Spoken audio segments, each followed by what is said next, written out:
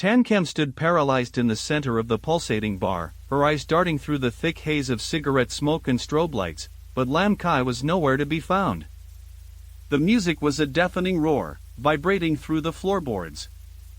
She reached out and grabbed Thi Thi's shoulder, pulling her close to scream into her ear, "I have no idea where Lam Ky has gone." "Have you seen her?" Thi Thi, however, was completely submerged within a suffocating wall of men, their bodies pressed against her in a rhythmic, mindless frenzy. She didn't even turn her head, it was as if she couldn't hear Tan Kam's desperate call. To Tan Kam, her friends looked like they had been gripped by a collective insanity. A shiver of revulsion ran down her spine. It was profoundly strange. How was it that the moment these people put on those grotesque costumes, their very souls seemed to twist and change? Shaking her head in a mix of confusion and fear, Tan Kam broke away from the crowd and hurried toward the exit. A heavy, gnawing sense of unease settled in the pit of her stomach, a dark intuition that something terrible was unfolding, though she couldn't put a name to it. She had to find Lam Ky. She reasoned that perhaps Lam Ky had sought refuge from the noise on the rooftop garden. She stepped into the elevator, the doors sliding shut with a metallic hiss. Inside, she found she was not alone. A woman with long, stringy black hair was crouching in the corner of the lift. She was clutching her stomach tightly, her body trembling as if she were in the throes of agonizing menstrual cramps. Her face was completely obscured by the curtain of her hair, which hung down to the floor. Tan Kam hesitated, her hand hovering near the buttons. She felt a surge of pity and intended to step closer to ask if the woman needed medical help, but the atmosphere inside the elevator was suddenly, inexplicably stifling. The air felt thin, cold, and charged with a predatory stillness that made Tan Kam's heart hammer against her ribs. She reconsidered. Every woman suffered through those difficult days, herself included. Perhaps the stranger just needed a few moments of solitude to let the pain pass. Tan Kam reached out and pressed the button for the rooftop. With a violent, bone-jarring thud, the elevator groaned and began its slow ascent. An unnatural chill filled the small space, making the hair on Tan Kam's arms stand at attention. Suddenly, without warning, the lift lurched to a halt. The doors slid open. The crouching woman rose with agonizing slowness, her movements stiff and mechanical. She stepped out into the hallway, her long hair cascading down her back like a funeral shroud. Even then, Tan Kam could not catch a glimpse of her face. Overcome by a morbid curiosity, Tan Kam peered out into the hallway of the 13th floor. Outside, several figures stood perfectly still, waiting for the lift as if to descend. Their faces were ashen, their expressions entirely vacant, staring at her with eyes that looked like shattered glass. Tan Kam felt a wave of horror wash over her. What kind of godforsaken place was this? Why did everyone here look so utterly soulless, like walking corpses? The woman moved with a terrifying lethality of slowness. Tan Kam found herself frantically pressing the open button, terrified the heavy doors would snap shut on the woman's heels. Just as she cleared the threshold, the woman tilted her head at an unnatural angle. Without turning around, she whispered in a voice that sounded like dry leaves skittering over a grave, "Thank you. Welcome to the 13th floor. Come and play with us sometime." Tan Kam forced a polite, trembling smile and nodded, the doors finally closing and shielding her from that hollow gaze. As the elevator continued upward, Tan Kam's mind raced. There was something deeply haunting about that woman, an eerie sense of familiarity that she couldn't quite grasp. When she finally reached the rooftop, she found it desolate. The usual crowds of late-night drinkers and city watchers had vanished, leaving only the whistling wind and the skeletal shadows of the decorative plants. She stood in the biting cold, scanning the empty benches, and hissed under her breath in frustration, "That damn girl. Where the hell could she have gone now?" Bored and increasingly agitated, she leaned against the elevator wall, her eyes fixated on the digital floor indicator as it cycled through the numbers. Suddenly, her blood turned to ice. She stared at the panel. there was no button for the 13th floor. In fact, the number 13 was missing entirely from the sequence. Thinking the elevator was malfunctioning or that she had simply suffered a lapse in focus, she turned to a hotel staff member who had just stepped into the lift and asked, "Why isn't there a number 13 in this elevator?" The staff member stopped what he was doing and looked at her with a gaze filled with deep suspicion and unease. "Why would you ask such a thing?" he countered, his voice low. "Well," Tan Cam replied, her voice wavering, "I just saw a woman get off on the 13th floor just a moment ago.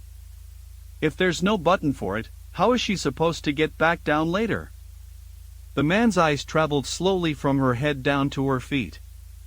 He looked at her as if she were a monstrous creature, or as if she had just told him the most transparent, insulting lie he had ever heard. Tan Cam's heart began to race with a new kind of panic. She asked again, her voice smaller this time, "What is it? Why are you looking at me like that?" The man's expression turned cold and clinical. Years ago, the 13th floor was occupied by a large company. No one knows exactly why or how it started, but the place became cursed, haunted by something unspeakable. Within the span of a single month, several employees died one after another. They all committed suicide by jumping from the windows. The building management was paralyzed with fear, so they made the decision to seal the 13th floor permanently. To ensure that no guest would ever accidentally wander into that tomb, we removed the number 13 from all the elevators and stairwells. Tan Cam's breath hitched in her throat. But I saw her. I saw a woman walk onto that floor, and I saw a crowd of people standing there waiting. "Ma'am," the hotel employee said, his voice devoid of any sympathy, "it sounds to me like you've encountered a ghost. Perhaps you should go and see a psychiatrist immediately." Tan Cam felt a throbbing ache begin to pulse behind her eyes. Her mind was a whirlpool of confusion. She had seen that woman with her own eyes, she had heard her voice. How could something she had witnessed so clearly be dismissed as a hallucination or a lie? As she stepped out of the elevator into the lobby, she found the area in a state of absolute chaos. People were shouting, and security guards were running toward the stairs. A cold dread gripped her heart. "Did something happen?" she whispered to herself. Through the din of the crowd, she caught fragments of terrified conversation. "I heard someone was found dead. A massacre in one of the guest rooms." A sickening intuition told her that this was connected to the darkness she had felt in the elevator. She immediately pulled out her phone and dialed on Ky and Thi Thi, telling them to meet her at once. Driven by a morbid, irresistible compulsion, she hurried toward the scene to find out the truth. By the time Lam Ky arrived at the hotel, the air was already thick with the smell of ozone and fear. Almost every high-ranking detective and forensic specialist from the bureau was already on site. The urgency was twofold. First, the victim was the chairman of the city's largest and most prestigious diamond conglomerate, a man of immense power, and second, the crime was described as an unprecedented bloodbath. Earlier, while he was still at home, Lam Ky had heard the chief's voice tremble over the phone, a man who was due to retire next year and had seen every form of human depravity imaginable. If the chief was sounding this horrified, Lam Ky knew the scene would be life-changing. As he entered the cordoned-off area, his colleagues nodded to him in grim silence. Despite being under 30, Lam Ky's reputation for solving the most grisly and complex cases was unmatched. He was a man of singular focus, obsessed with the hunt and indifferent to the fame his success brought him. The hotel suite was unnervingly pristine.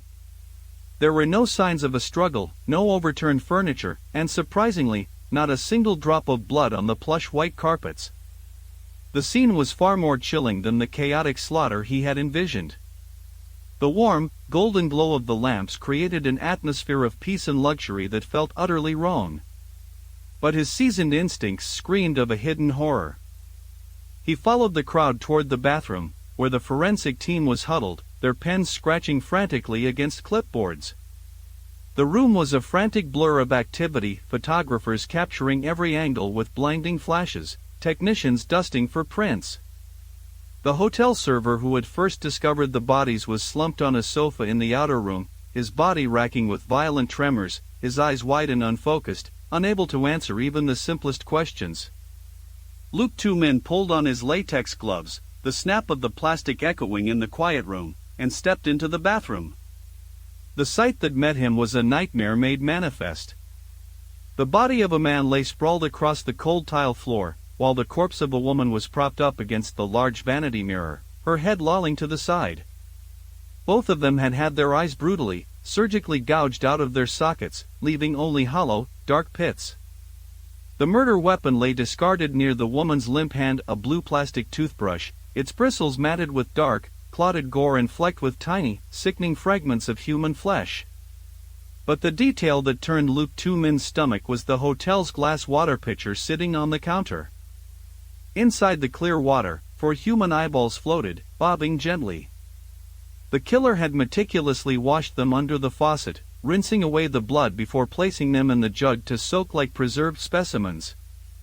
For the first time in his career, a wave of genuine nausea washed over him.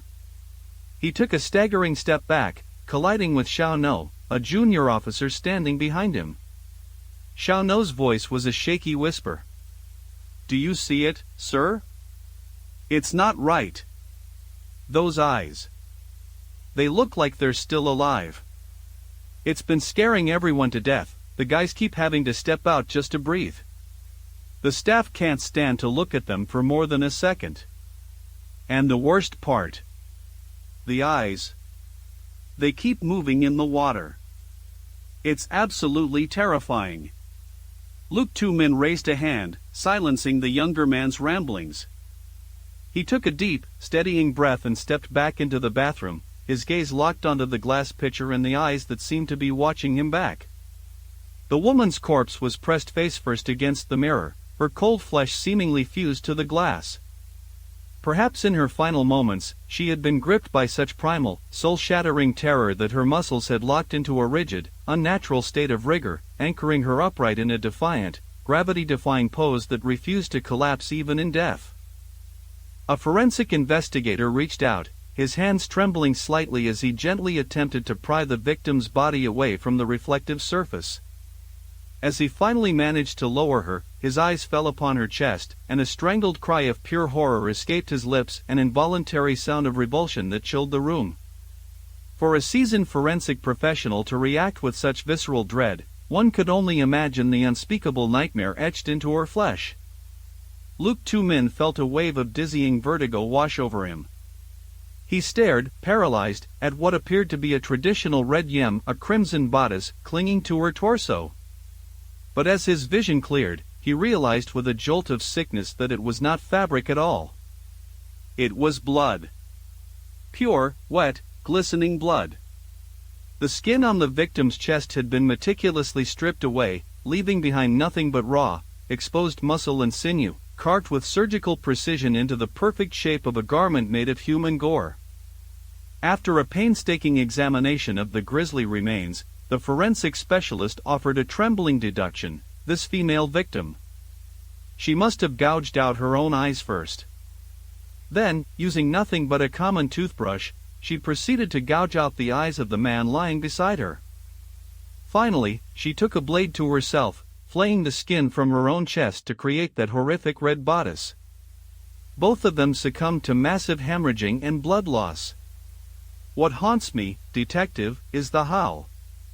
How could any human being endure such agonizing, soul-tearing pain and still possess the iron will to complete such a sequence of atrocities? The crime scene photos were taken, the flash of the camera illuminating the carnage in rhythmic, ghostly bursts. The hotel's security footage had been reviewed meticulously, and it showed no trace of any outsider entering the room or even the corridor during the time of the incident. This chilling evidence served only to confirm the forensic team's grim conclusion: this was an act of self-mutilation and suicide, a closed-door nightmare born from within. Just as Luke Two Men was preparing to pull his team back to the station to delve deeper into the mystery, the heavy silence of the hallway was shattered. A woman, frantic and breathless with panic, came charging toward the scene, colliding blindly with him. He reached out to steady her, catching her as she stumbled, and found himself staring into a pair of hauntingly beautiful eyes that were overflowing with tears of sheer desperation. Swallowing back a surge of paralyzing fear, her voice trembled as she gasped out a question. Has there been a murder here? Please, officer, tell me. Was the victim's name Lam Ky? He gently helped her back to her feet, his mind racing. It was painfully clear from the raw grief in her voice that she shared a deep, perhaps dark, connection with the deceased woman. From down the corridor, two more voices echoed through the sterile air, calling out to her in a hurried pursuit. Tan Cam, don't run so fast. How could you just leave us behind and dash off without even waiting for the elevator? The second companion caught up, her voice laced with an edge of sharp anxiety. Did you find out? Did something terrible really happen to Lam Ky? All three women were dressed in strikingly fashionable attire, but it was one of them who truly commanded attention. She wore a sleeveless red cheongsam, a garment of such exquisite beauty and vibrant color that it drew the eye instinctively, though in the context of the blood-soaked room behind them, the shade of red felt ominously familiar. The girl who had collapsed into his arms stood up straight now, her face pale as she murmured to her friends. I don't know yet. I'm trying to ask the officer right now. Another woman rushed forward, her presence a blur of movement that made his head spin. Is it her? Is it Lam Ky? We are her closest friends. We were all traveling together, and then, in the blink of an eye, she simply vanished. We heard rumors of a tragedy in the hotel, heard the name Lam Ky whispered. Tell us, is it true, officer? The barrage of frantic questions left him momentarily stunned, unable to find the words to break the news.